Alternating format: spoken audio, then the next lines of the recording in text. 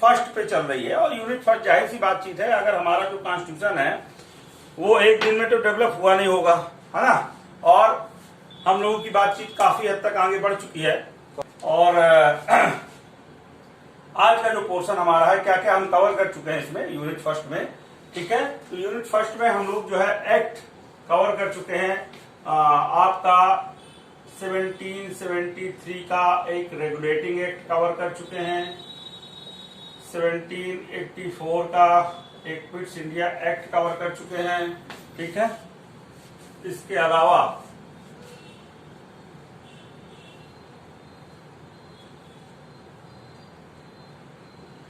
1813 का एक चार्टर कर चुके हैं।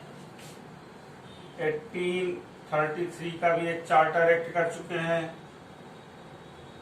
1853 का भी एक चार्टर एक्ट कर चुके हैं। 1861 का भी एक एक्ट कर चुके हैं। 1892 का भी एक एक्ट कर चुके हैं।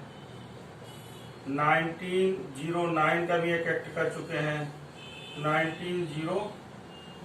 1919 का भी एक एक्ट कर चुके हैं। और इनके प्रोविजंस को हम लोग समझ चुके हैं, ठीक है भाई। इसके प्रोविजंस को हम लोग समझ चुके हैं, ठीक। तो मेरे कहने का तात्पर्य ये था कि ये जो एक्ट है जो हम कंप्लीट कर चुके हैं, ठीक है, इनको आप रिवाइज करिएगा। इनके थ्रू एक टेस्ट भी हम लोग जो है डन करेंगे, क्योंकि सैटरडे संडे तो ऑफ रहेगा, ठीक है।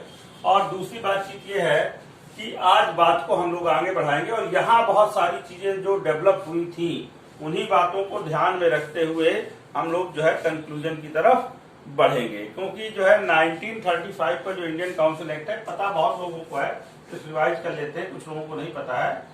1935 का जो इंडियन काउंसिल एक्ट है वो एक बड़ा, आप कह सकते हैं कि जो लास्ट जो है कॉन्स्टिट्यूशनल रिफॉर्म था, लास्ट एक प्रकार से एडमिनिस्ट्रेटिव रिफॉर्म था, और लास्ट एक प्रकार से ब्रिटिश के द्वारा आपका रिफॉर्म था जुडिशरी में भी एक तरीके से।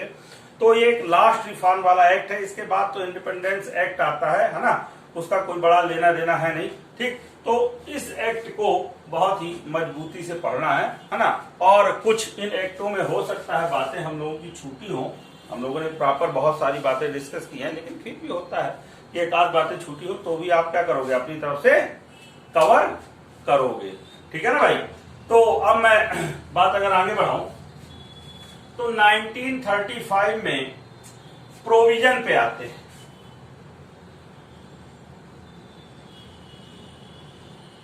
और फिर आएंगे कि इसको इम्प्लीमेंट कैसे किया गया, क्या इसके इंपॉर्टेंस रहे, ठीक है। दो तथ्यों के तहत, एक ये है कि प्रावधान क्या किए गए, दूसरा यह है कि इम्प्लीमेंटेशन के लेवल पे ये कहां तक लागू हुआ, कहां तक ये प्रोविजन में अगर हम बात करें तो एक ऑल इंडिया यूनियन की बात कही गई पहली बारगी, ठीक है। ये एक प्रोविजन किया गया ऑल इंडिया यूनियन का। क्या ये जो है यूनियन जो शब्द है वो पहली बारगी इसी एक्ट में आया या इसके पहले कोई एक्ट था? अगर किसी को पता हो तो बताए। ऑल इंडिया यूनियन जैसी एक व्यवस्था की जाए भारत में, है ना, ये पहली बार ये कॉन्सेप्ट रखा गया कि इसके पहले ये कॉन्सेप्ट था? क्योंकि यूनियन वर्ड भी हम लोगों ने यही से लिया है ना। ऐसा नहीं था। 1935 में ही ये बात पहली बार की रखी गई कि ऑल इंडिया यूनियन जैसी बात जो है की जाए, है ना, इसको लागू किया जाए। लेकिन इम्प्लीमेंटेशन के लेवल पे ये जो पहला स्टेप है, जो पहला प्रोविजन है, वो इम्प्लीमेंट नहीं हुआ था। सब लोग इसका रीजन मेरे ख्याल से जो पढ़ेंगे वो जानेंगे कि ये ऑल इंडिया यूनियन जो है कभी अस्तित्व में नहीं आया। क्यों अस्तित्व में नहीं आया भाई, ये तो रीजन बता दीजिए जिसको मालूम हो। खट से इसके बारे में प्रोविजन ये किया गया था कि जितने भी ब्रिटिश राज्य हैं, जितने भी ब्रिटिश ओनर्ड राज्य हैं, उनको और साथ ही साथ जितने भी प्रिंसली स्टेट हैं उनको मिला करके, है ना, जितने भी देसी रियासतें हैं उनको मिला करके भारत में एक अखिल भारतीय संघ बनाया जाएगा। ठीक है। प्रोविजन ये इसमें एक रख दिया गया था कि ये बाइंडिंग नहीं था, ये नहीं था कि सबको इसको ज्वाइन करना होगा। भाई जो ब्रिटिश प्रांत थे वो तो चलो मिलकर के बना लेंगे, वो तो एक सरकार के अधीन थे, लेकिन जो प्रिंसली स्टेट थी वहां अलग अलग अपनी सरकारें थी भाई, और वो एक तरीके से स्वतंत्र थे, है ना। कुछ मामलों को छोड़ करके अधिकांश मामलों में, है ना, फॉरेन रिलेशन में, डिफेंस के मैटर में, ठीक है, कुछ मैटर को छोड़ करके वो जो है एक तरीके से स्वतंत्र थे। ठीक, तो उनको ये अधिकार दिया गया कि ये आपकी इच्छा होगी कि इस ऑल इंडिया यूनियन को ज्वाइन करें या ना ज्वाइन करें। चूंकि प्रिंसली स्टेट ने इस ऑल इंडिया यूनियन को ज्वाइन नहीं किया, दैट्स वाई यूनियन कभी भी अस्तित्व में नहीं आया। जब भाई यूनिट्स ही नहीं जुड़ेगी तो कैसे बनेगा काम। सिर्फ ब्रिटिश राज्य तो पहले से ही एक थे, एक भी देसी रियासत इसके लिए इच्छुक नहीं हुई। उनको ये लगा कि इसके थ्रू उनकी जो है स्वतंत्रता जो है वो क्या हो जाएगी, बाधित हो जाएगी। दैट्स वाई उन्होंने इसको ज्वाइन नहीं किया। इस वजह से ऑल इंडिया यूनियन अस्तित्व में नहीं आया। ठीक है, क्लियर है ना ये बात। ठीक, अब बात को आगे बढ़ाएंगे। ठीक है, दूसरी बात, दूसरा प्रोविजन, सेंट्रल लेवल पे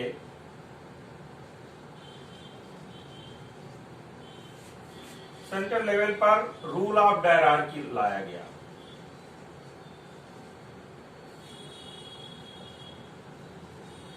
सेंट्रल लेवल पे रूल ऑफ डायरार्की लाया गया। तो आपको पता है इस प्रोविजन की क्या हासिल हुआ इम्प्लीमेंटेशन के लेवल पे ये भी लागू नहीं हुआ। जैसे पहले लागू नहीं हुआ था ऑल इंडिया यूनियन, वैसे ही सेंट्रल लेवल पे आपका रूल ऑफ डायरार्की है, जिसे द्वैध शासन आप कहते हैं, वो लागू नहीं हुआ। तो द्वैध शासन मैंने 1919 के एक्ट में आपको पहले भी बता दिया था कि क्या था। एक बार की फिर समझाने की कोशिश करता हूं कि ये क्यों लागू नहीं हुआ, समझिएगा। मैंने बताया था कि 1919 के एक्ट में डायरार्की सिस्टम लागू किया गया था। किस लेवल पे लागू किया गया था, स्टेट के लेवल पे। स्टेट के लेवल पे कैसे लागू किया गया था कि जो स्टेट लिस्ट के सब्जेक्ट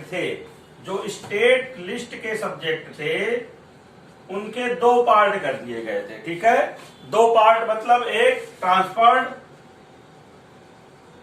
और एक आपके रिजर्व। ठीक है, एक आपके हस्तांतरित और एक आपके क्या रिजर्व वाला पार्ट। ठीक है, तो इन दो पार्टों के थ्रू शासन चलाया गया। कैसे शासन चलाया गया दोहरा, क्योंकि जो ट्रांसफर सब्जेक्ट थे ये चुने हुए मंत्रियों के माध्यम से इनका शासन चलाया जा रहा था। जो इलेक्टेड मिनिस्टर्स होते थे उनके पास वो पोर्टफोलियो होते थे, जैसे कि एग्रीकल्चर, हेल्थ, मेडिकल, है ना, सैनिटेशन, ये बहुत सारी ऐसी व्यवस्थाएं थी, एजुकेशन, जिनको जो है ऐसे मंत्रियों के हवाले ऐसे विभागों को किया गया जो जनता के द्वारा चुने गए थे एक तरीके से। ठीक है, तो एक तो यहाँ पे इस लेवल पे जनता के चुने मंत्रियों द्वारा शासन चलाया जा रहा था, तो ये एक अलग शासन हो गया। और दूसरा जो रिजर्व सब्जेक्ट थे, इनको जो है उन लोगों को पोर्टफोलियो दिया गया जिन्हें गवर्नर, जो स्टेट के गवर्नर होते थे, वो अपॉइंट करते थे। ये इलेक्टेड मेंबर नहीं होते थे। ठीक है, ऐसे मंत्रियों को विभाग दिया गया जो इलेक्टेड मंत्री नहीं थे। तो दो प्रकार का शासन हो गया, है ना, एक निर्वाचित मेंबर्स के माध्यम से और दूसरा अनिर्वाचित माध्यम से, है ना, या गवर्नर के माध्यम से। दूसरे शब्दों में यहां पर मैंने शब्द आपको बताया था, जो यहां भी फिर मैं बताऊंगा, ये जो रूल ऑफ डायरार्की है, इसका मतलब ये हुआ कि दो प्रकार की सरकारें आपकी चल रही थी। किस लेवल पे, स्टेट लेवल पे 1919 के एक्ट के द्वारा। एक निर्वाचित सरकार और एक अनिर्वाचित सरकार जो गवर्नर के माध्यम से चलाई जा रही थी। ठीक है भाई, सो ऐसी ही व्यवस्था 1935 के एक्ट के थ्रू सेंट्रल लेवल पर भी की गई। क्या किया गया, जो सेंट्रल लिस्ट बनाई गई थी, है ना, ये जो यूनियन लिस्ट बनाई गई थी, इसके भी दो पार्ट कर दिए गए। यूनियन लिस्ट के भी दो पार्ट कर दिए गए। क्या कर दिया गया यूनियन लिस्ट के दो पार्ट में? ट्रांसफर कर दिए गए और रिजर्व कर दिए गए। ट्रांसफर जो सब्जेक्ट होते थे, जो हस्तांतरित सब्जेक्ट होते थे, वो कुल मिलाकर के ऐसे मंत्रियों के द्वारा चलाया जाना था जो क्या हो, निर्वाचित हो जनता के द्वारा, है ना। सेंट्रल लेजिस्लेटिव से इलेक्टेड मेंबर लिए जाए और उनको मिनिस्टर बनाया जाए, उनको पोर्टफोलियो दिया जाए। और जो रिजर्व सब्जेक्ट होते थे वो कुल मिलाकर गवर्नर जनरल के द्वारा नॉमिनेटेड मिनिस्टर्स होते थे। तो कुल मिलाकर यहाँ भी रूल ऑफ डायरार्की का प्रोविजन किया गया, लेकिन जैसा कि मैंने बताया कि ये लागू नहीं हुआ। क्यों लागू नहीं हुआ? क्योंकि जो यहाँ पे इलेक्टेड मेंबर चाहिए थे, ऐसा इलेक्शन सेंट्रल लेवल पे आपका 1935 तक नहीं रखा गया था। ठीक है, अर्थात सेंट्रल लेजिस्लेटिव में इलेक्शन सिस्टम था ही नहीं। जब ये इलेक्टेड मेंबर थे ही नहीं तो कहां से ये ट्रांसफर सब्जेक्ट वाला जो है रूल लागू होगा, इलेक्टेड मिनिस्टर वाला रूल लागू होगा? दैट्स व्हाई, चूंकि ये लागू ही नहीं हो पाया इलेक्शन, इस वजह से सेंट्रल लेवल पे रूल ऑफ डायरार्की लागू नहीं किया गया। ठीक, अब इसी से बात जुड़ी ये है, तीसरा जो तत्व, रूल ऑफ डायरार्की तो समझ में आ गया कि सेंट्रल लेवल पे रूल ऑफ डायरार्की का प्रोविजन किया गया था लेकिन लागू नहीं हुआ। रूल ऑफ डायरार्की क्या था ये मैंने बताया कि 1919 में दो लिस्ट बनाई गई थी, यूनियन लिस्ट और स्टेट लिस्ट। तो कुल मिला के स्टेट लिस्ट के तो दो पार्ट कर दिए गए थे, यूनियन लिस्ट के नहीं किए गए थे। चूंकि स्टेट लिस्ट के दो पार्ट कर दिए गए, इस वजह से वहां रूल ऑफ डायरार्की आ गया। सेंट्रल लेवल पे ये दो पार्ट में कब बटी? 1935 में। लेकिन ये लागू नहीं हुआ। लागू इसलिए नहीं हुआ क्योंकि यहाँ इलेक्शन संपादित नहीं हुआ। ठीक, इस बात को अब आगे बढ़ाते हैं। ये आपको पता चल गया कि प्रोविजन, दो प्रोविजन यहाँ किए गए थे। एक प्रोविजन जो है ऑल इंडिया यूनियन, और दूसरा जो प्रोविजन था वो था जो है rule of dyarchy at central level. ठीक है, तीसरा प्रोविजन ये हुआ इसके माध्यम से कि चूंकि रूल ऑफ डायरार्की लागू नहीं हुआ तो सेंट्रल लेवल पर अकाउंटेबल गवर्नमेंट की बात की गई थी। अकाउंटेबल गवर्नमेंट की बात हुई थी किस लेवल पे? Central level. ठीक है, लेकिन ये तीसरा प्रोविजन भी लागू नहीं हो पाया। अर्थात जो संकल्पना की गई थी कि सेंट्रल लेवल पे अकाउंटेबल गवर्नमेंट बनाई जाएगी, वो भी लागू नहीं हुआ क्योंकि जनता के चुने हुए प्रतिनिधियों के माध्यम से शासन नहीं चलाया जा रहा था। जो जनता के रिप्रेजेंटेटिव थे उनको शासन में भूमिका नहीं दी गई। इस वजह से हम कह सकते हैं कि सेंट्रल लेवल पे जो अकाउंटेबल गवर्नमेंट की संकल्पना रखी गई थी, प्रोविजन रखा गया था 1935 एक्ट के द्वारा, वो भी लागू नहीं हुआ। ठीक है, चौथा प्रोविजन ये हुआ कि प्रांतों के लेवल पे फुल अकाउंटेबल गवर्नमेंट का प्रोविजन हुआ। Full government at the level of state. ठीक है भाई, अब इस बात को डिटेल करते हैं। चौथे वाले पोर्शन को अगर मैं कहूं तो ये लागू हुआ। ये प्रोविजन जो 1935 में किया गया था कि प्रांतों के लेवल पे फुल अकाउंटेबल गवर्नमेंट बनाई जाए, ये प्रोविजन लागू किया गया धरातल पर, है ना। 1935 का अभी जो है देखिए, ऊपर के तीन मैंने बताया लागू नहीं किए गए, लेकिन चौथा वाला आपका लागू किया गया। ये जो लागू किया गया इसका मतलब क्या हुआ? बैकग्राउंड में जाना पड़ेगा। 1919 एक्ट में 1919 का जो इंडियन काउंसिल एक्ट था, उसके द्वारा जो अकाउंटेबल गवर्नमेंट बनाई गई थी स्टेट लेवल पे, वो क्या थी? पार्शियल। क्या थी? पूर्ण नहीं थी, फुल नहीं थी। 1919 में ही स्टेट के लेवल पे अकाउंटेबल गवर्नमेंट बनाई गई थी, लेकिन मैं समझा चुका हूं कि वो गवर्नमेंट फुल ना होकर के क्या थी? पार्शियल अकाउंटेबल गवर्नमेंट थी। क्यों पार्शियल अकाउंटेबल गवर्नमेंट थी? क्योंकि जनता के प्रतिनिधियों के माध्यम से जो सरकार चलती है उसको हम अकाउंटेबल गवर्नमेंट कहते हैं, जो जनता के प्रति उत्तरदायी होती है। लेकिन यहां सिर्फ ट्रांसफर सब्जेक्ट के लिए सरकार को उत्तरदायी बनाया गया था। रिजर्व सरकार जो है जनता के चुने प्रतिनिधियों के माध्यम से नहीं चलाई जा रही थी। तो अकाउंटेबल गवर्नमेंट 1919 में बनाई गई स्टेट लेवल पे, लेकिन क्या रही? पार्शियल रही। सारे सब्जेक्ट के लिए अकाउंटेबल गवर्नमेंट नहीं बनाई गई। लेकिन 1935 में जो ये डिवीजन था किसका, ट्रांसफर सब्जेक्ट का और रिजर्व सब्जेक्ट का स्टेट लिस्ट में, ये समाप्त कर दिया गया। ठीक है भाई, ध्यान रखिएगा। 1919 के एक्ट में स्टेट लिस्ट को 2 पार्ट में डिवाइड किया गया था, लेकिन 1935 के एक्ट में स्टेट लिस्ट को 2 पार्ट जो है इनके क्या कर दिए गए, समाप्त कर दिए गए, और सारे के सारे सब्जेक्ट क्या बना दिए गए, ट्रांसफर्ड। सारे के सारे सब्जेक्ट क्या बना दिए गए, ट्रांसफर्ड। अर्थात अब सारे के सारे जो सब्जेक्ट हैं वो चुने हुए मंत्रियों के माध्यम से गवर्नर को क्या करना था, सरकार चलानी थी। जितने भी उसे मिनिस्टर अपॉइंट करने थे हर डिपार्टमेंट के लिए, वो जनता के प्रतिनिधि होते थे। और इस प्रकार से हम कह सकते हैं कि जो पार्शियल गवर्नमेंट है वो व्यवस्था समाप्त कर दी गई 1935 एक्ट के द्वारा at the level of state, और स्टेट पर फुल अकाउंटेबल गवर्नमेंट हुई। और इसी के साथ हम कह सकते हैं कि रूल ऑफ जो डायरार्की था, द्वैध शासन था राज्य के लेवल पे, वो भी समाप्त हो गया, क्योंकि हमने डिवीजन समाप्त कर दिया। इसका, ट्रांसफर सब्जेक्ट का और रिजर्व सब्जेक्ट का, फुल अकाउंटेबल गवर्नमेंट बना दी। अगर ये बात यहां तक समझ में आई हो डिटेल, तो फौरन क्विक रिस्पांस करिएगा यस का। आगे बढ़ाते हैं, ठीक है, इस बात को आगे बढ़ाते हैं। अब मैं ये कह रहा था कि अगले प्रोविजन की तरफ हम लोग चलते हैं। ठीक है, अब अगले प्रोविजन की तरफ चलते हैं। हम लोगों ने एक प्रकार से 4 प्रोविजन कर लिए। आप चाहें तो इसको जो है फैक्ट के तौर पे 5वां प्रोविजन भी कर सकते हैं कि इसके माध्यम से पॉइंट के फॉर्म में लिख सकते हैं फुल अकाउंटेबल गवर्नमेंट आई, और रूल ऑफ जो डायरार्की था स्टेट के लेवल पे, जो रूल ऑफ डायरार्की था स्टेट के लेवल पे, है ना, वो एक तरीके से समाप्त कर दिया गया। तो 5 प्रोविजन अब तक आपने 1935 के एक्ट के माध्यम से पढ़ा। ठीक,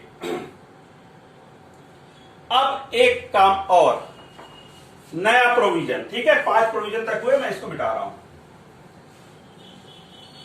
अब मैं ये कह रहा था कि 6वां प्रोविजन इसके माध्यम से क्या किया गया, इसको समझा जाए।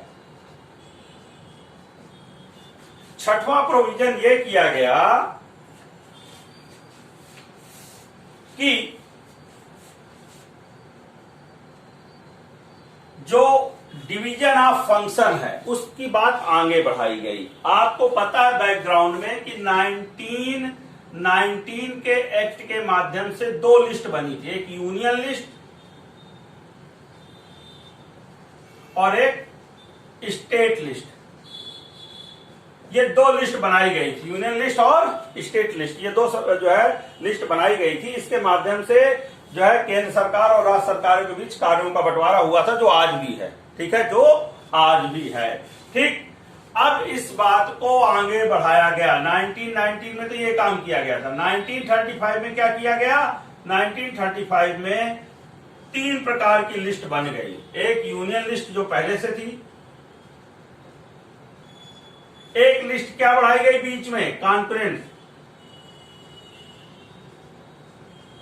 कॉन्करेंट लिस्ट को क्या कहते हैं, समवर्ती। ठीक है, और एक स्टेट पहले से, एक स्टेट पहले से थी। ठीक है, तो कुल मिला के 3 लिस्टों का प्रोविजन कर दिया गया 1935 में, अर्थात 1919 के लिस्ट में एक लिस्ट और जोड़ दी गई, कॉन्करेंट लिस्ट। ठीक है, तो अगला प्रोविजन 6वें नंबर का ये आपका पाया गया, तो पहले से चलेगा। प्रोविजन नंबर 7, आपको जो है विधायिका का जो एक प्रकार से डेवलपमेंट है, भारत में लेजिस्लेचर का जो डेवलपमेंट है, वो मैं थोड़ा सा एक बार ही आपको क्या करूंगा, समराइज करूंगा। हाँ, फेडरल कोर्ट वो अभी करेंगे, अभी उस पर बात पे नहीं आ रहे हैं। ठीक है, अभी मैं विधायिका की बात कर रहा हूँ, लेजिस्लेचर की डेवलपमेंट की बात कर रहा हूँ कि लेजिस्लेचर का डेवलपमेंट कैसे हुआ। एक मैं ओवरव्यू फिर से दे रहा हूँ, क्योंकि 1935 का एक्ट एक लास्ट एक्ट है, तो हम सबको समराइज कर रहे हैं। कुल मिलाकर के मैं आपको बता चुका हूं कि भारत में विधायिका का सेपरेट लेजिस्लेचर का जो जन्म होता है, बर्थ होता है, ओरिजिनेट होती है, वो ओरिजिनेट होती है 1853 के चार्टर एक्ट के द्वारा। ध्यान रखिएगा, बहुत क्रूशल पार्ट है, मैं सबको जोड़ रहा हूं। भारत में जो सेपरेट लेजिस्लेटिव सिस्टम है वो स्टार्ट हो रहा है 1935 जो है 1853 के एक्ट के द्वारा। क्या किया गया था, इसमें गवर्नर जनरल की जो काउंसिल थी उसमें से एग्जीक्यूटिव काउंसिल से क्या कर दिया गया था, अलग कर दिया गया था लेजिस्लेटिव काउंसिल को। अर्थात भारत में पृथक विधायिका की स्थापना 1853 में हुई। फिर डेवलपमेंट होता रहा कि इस विधायिका में शुरू में क्या होते थे, सारे के सारे जो मेंबर होते थे वो गवर्नमेंटल होते थे। फिर नॉन जो ऑफिशियल मेंबर या नॉन गवर्नमेंटल मेंबर थे उनको नॉमिनेट करने वाली प्रथा आई। ठीक है, कब आई, 1861 में। फिर इसके बाद क्या किया गया कि जो क्या कहते हैं नॉमिनेटेड मेंबर होते थे गवर्नर जनरल के द्वारा विधायी परिषद में, उनको फिर क्या किया जाने लगा, थोड़ा बहुत इनडायरेक्ट मैनर में इलेक्ट किया जाने लगा। फिर क्या किया जाने लगा, डायरेक्ट जो है इलेक्शन शुरू हुआ 1909 में। साथ ही साथ इन सदस्यों को क्वेश्चन पूछने के अधिकार धीमे धीमे दिए गए, बजट पे बहस करने के अधिकार दिए गए। ये सारे मैं एक्ट आपको बता चुका हूं। ठीक है, सप्लीमेंट्री क्वेश्चन पूछने के अधिकार दिए गए, ये सारे बता चुका हूं कि कब कब कैसे दिए गए। तो इस प्रकार से विधायिका का डेवलपमेंट हुआ। और 1919 में एक डेवलपमेंट और हुआ जो कल हम लोगों ने नहीं किया था। 1919 के एक्ट के थ्रू सेंट्रल लेवल पे क्या किया गया, सेंट्रल लेवल पे कुल मिलाकर के बाया कैमरल सिस्टम स्टार्ट किया गया। ठीक है भाई, 2 सदनीय व्यवस्था शुरू की गई 1919 के एक्ट के माध्यम के लेवल पे। सेंट्रल लेवल पे क्या शुरू किया गया, बाया कैमरल सिस्टम 1919 में। ठीक है, क्या किया गया, एक जो कहलाती थी वो कहलाती थी हाउस ऑफ स्टेट और एक कहलाता था विधानसभा मतलब लेजिस्लेटिव असेंबली।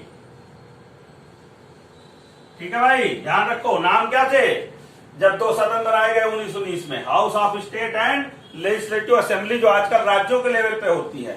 ठीक है, और जो कुल मिलाकर के राज्य परिषद थी एक प्रकार से, स्टेट काउंसिल। एक सुधार और नवा जो भी हो, हमने बताया था कि एक union public service commission establish करने की व्यवस्था की गई थी बाय द एक्ट 1919। की गई थी ना भाई, की गई थी ना। एक 1919 के एक्ट के through union public service commission establish करने की बात की गई थी और वो स्टैब्लिश भी किया गया 19 भी हुआ 1926 में। तो स्टेट लेवल पर भी पब्लिक सर्विस कमीशन बनाने का प्रोविजन कब कर दिया गया, राइट डाउन कर लीजिए, 1935 के through state public service commission SPSC को कब जो है प्रोविजन किया गया, 1935 के एक्ट के माध्यम से। ठीक है, तो अब मैं ये समझाने की कोशिश कर रहा हूं कि 1 by 1, लेकिन हमें क्या करना चाहिए, 1935 तो लास्ट है ना, तो आपको 1935 के एक्ट के जो है पहले क्या क्या हुआ वो भी रिवाइज हमेशा करते रहना चाहिए और आज से क्या संदर्भ है ये भी जरा प्रेरणा लेना चाहिए। ठीक है, तब कोई चीज जो है आप समझ पाते हो, इंटीग्रेट कर पाते हो। और मैंने अक्सर ये बात कही है कि अगर ये वाला जो है पार्ट आप मजबूत अपना नहीं करते, आपस में चीजों को कोरिलेट करने को, इंटीग्रेट करने को, तब तक चीज जो है आपको बहुत डेप्थ में नहीं समझ में आती है। ठीक है, तो चलिए ये बात हम लोगों को समझ में यहां तक आई हो तो फौरन वाई जरूर करें। तो ये आ चुकी थी पहले, बहुत इसका अच्छा वीडियो मिल जाएगा। ठीक है, इसका वीडियो जरूर आप लोगों को आज ही मिल जाएगा, मैं लिंक भेज दूंगा। तो जिसकी भी क्लास छूटी होगी, चूंकि ये बड़ा क्रूशल पार्ट है, पहले वाले एक्ट अपने आप रिवाइज हो जाते हैं, जब भी कहेंगे तो अभी तो एक्स्ट्रा क्लास भी कर सकते हैं जिनका छूटा होगा। ठीक है, लेकिन जो है ये इतना महत्वपूर्ण पार्ट, इतना कंसेप्चुअल नहीं है। ये जो है कुल मिलाकर के फैक्चुअल पार्ट है जो हम लोग कर रहे हैं, ये फैक्ट आधारित पार्ट है। कॉन्सेप्चुअल तो इसके बाद आएगा जब हम संविधान की विशेषताएं पढ़ेंगे, वो कॉन्सेप्चुअल है, बहुत ज्यादा कॉन्सेप्चुअल है। ठीक है, तो उसमें वीडियो भी दे देंगे, लेकिन क्लास जो है जरूर आप लोग करिएगा, ये बात ध्यान रखिएगा। आप लोगों से ही अगर मैं राय लूं, क्या इसमें एक चीज आप लोगों ने देखा था कि 1919 के एक्ट के थ्रू जो है क्या किया गया था, सेपरेट कम्युनल जो इलेक्टोरल सिस्टम है उसकी शुरुआत की गई थी मुस्लिम वर्ग से। 1919 में कुछ वर्गों को इसमें और ऐड किया गया। क्या 1935 के एक्ट में भी कुछ और वर्गों को ऐड किया गया था सेपरेट कम्युनल इलेक्टोरल सिस्टम के तहत, पृथक सांप्रदायिक निर्वाचन के तहत। किनको? एससीज को। ठीक है, सही है, दलित को। ठीक है। अच्छा, ये एसटी एसटी जो वर्ड है, एससी एसटी वर्ड है, वो कब आया? तो भाई अंग्रेजों ने कौन सा वर्ड यूज किया था? अंग्रेज लोग एसटी एससी के लिए क्या वर्ड यूज करते थे?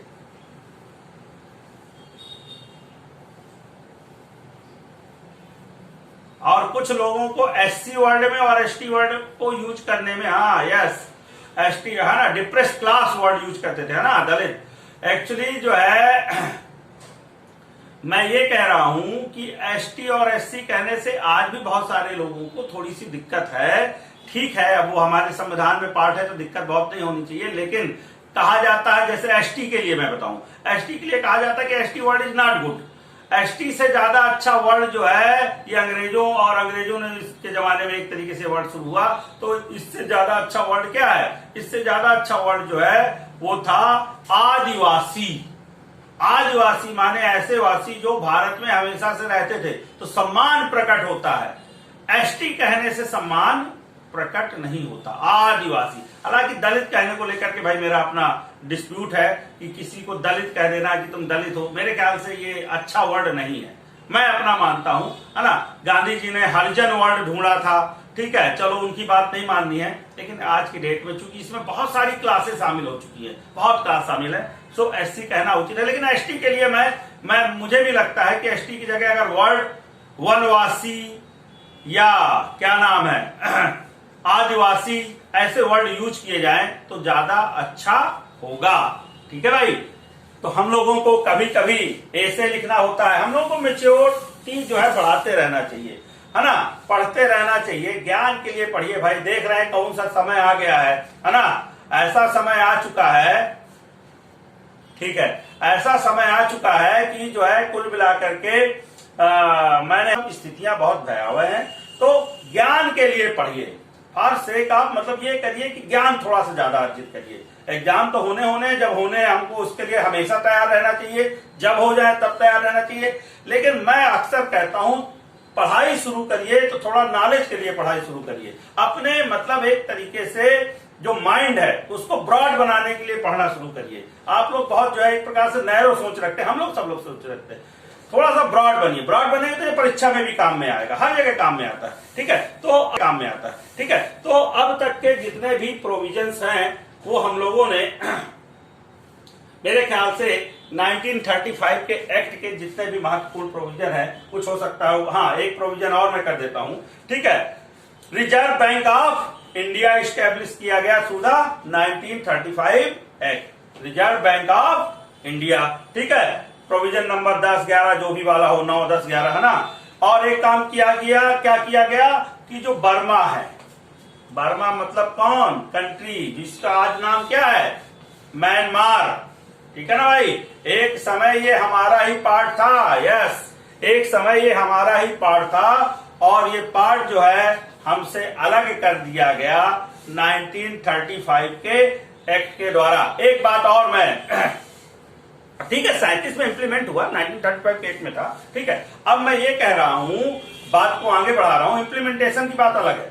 अब मैं बात ये कह रहा हूं कि अगर देखा जाए तो भारत कल की डेट में अगर वन इंडिया पॉलिसी चलाए, वन इंडिया पॉलिसी, कौन सी आपकी पड़ोसी राज्य है, कभी कभी मैं इसीलिए कहता हूं कि अपना दिमाग ब्रॉड करिए, कौन सा ऐसा देश है जो वन ... पॉलिसी चला रहा है, जिसके तहत सारा डिस्प्यूट हो रहा है? किसी को पता हो तो बताएं, नहीं तो मैं तो समझाऊंगा ही, क्योंकि हर चीज का एक अर्थ है। हाँ यस, चाइना। ठीक है।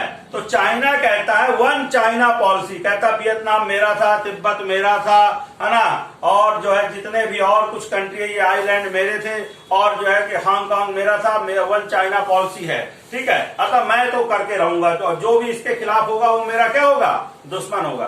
कल की डेट में भारत वन इंडिया पॉलिसी चलाए तो कहे बांग्लादेश मेरा था, पाकिस्तान मेरा था, भले डिवाइड हो गया, अंग्रेज लोग डिवाइड करके चले गए, ठीक है, हमने थोड़ी ना डिवाइड किया, अंग्रेजों ने डिवाइड किया, और कुल मिलाकर के म्यांमार हमारा था, फिर क्या हो भाई, है ना।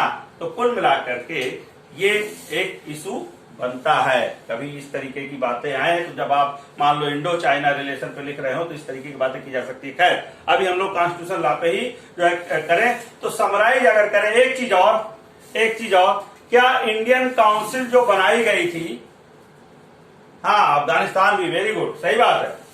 अरे हम लोग तो प्राचीन काल में चले जाए तो बहुत सारी बातें आती हैं। तो मैं ये कह रहा था कि अगर एक बात को और आगे बढ़ाए हम लोग इस प्रोविजन के तहत, 1935 के प्रोविजन के तहत, तो हमने बताया था कि एक इंडियन काउंसिल बनाई गई थी। इंडियन काउंसिल कब बनाई गई थी भाई? भारतीय परिषद कब बनाई गई थी?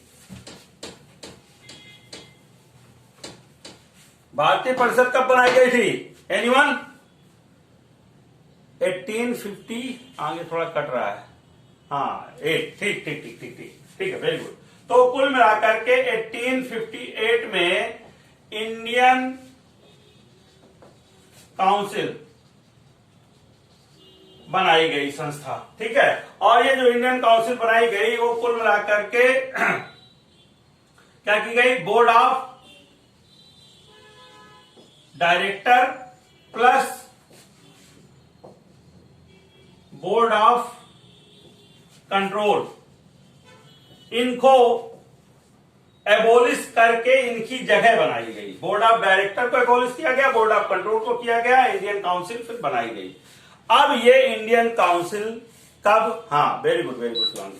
तो कुल मिलाकर के board of director, board of control, वही मैं बोल रहा हूं। तो कुल मिलाकर के जो है ये जो संस्था है इंडियन काउंसिल, ये कब डिजॉल्व कर दी गई? नेक्स्ट क्वेश्चन, ये डिजॉल्व कर दी गई संस्था 1935 के एक्ट के माध्यम से, ठीक है। और ये लास्ट संवैधानिक सुधार था भारत में। कंक्लूड करता हूं मैंने बहुत सारे प्रोविजन बताए हैं, ठीक है, फिर बात आगे शुरू करेंगे। मैंने बताया था कि कुल मिलाकर के ये लास्ट कॉन्स्टिट्यूशन प्रोविजन है, और हमारा जब तक संविधान बन करके लागू नहीं हो गया, ठीक है, 26 जनवरी 1950 को जब तक लागू नहीं हो गया, तब तक 1935 के एक्ट के थ्रू ही हम अपना सारा शासन चलाते रहे। और हमारे कॉन्स्टिट्यूशन में जितने भी प्रोविजन 1935 के थे वो मैक्सिमम हमने सारे के सारे प्रोविजन ले लिए, है ना। और कुल मिलाकर के क्या किया, इसी वजह से एक रीजन कहा जाता है कि जो हमारा कॉन्स्टिट्यूशन है वर्ल्ड लॉन्गेस्ट कॉन्स्टिट्यूशन है। तो जो ये 1935 का एक्ट था ये बहुत ही लॉन्गेस्ट एक्ट था। ब्रिटिश के द्वारा, एक फैक्ट है कि ब्रिटिश गवर्नमेंट के द्वारा जो सबसे लंबा एक्ट बनाया गया था, सबसे डिटेल्ड एक्ट बनाया गया था, वो 1935 का एक्ट ही था। अब जब इसके हमने लगभग सारे प्रोविजन अपने कॉन्स्टिट्यूशन में जो है शामिल किए, तो जाहिर सी बात है एक बड़ा रीजन ये भी रहा कि हमारा कॉन्स्टिट्यूशन बड़ा हो गया। इसी बात के साथ हम लोग 1935 के एक्ट को एक बार की चाहे तो आप लोगों को समरी करना हो तो मैं बता दूं, आज जो पढ़ा, नहीं तो ऐसे सारी बातें हो गई हैं, वीडियो जाएगा आपको। तो आज 1935 एक्ट हम लोगों ने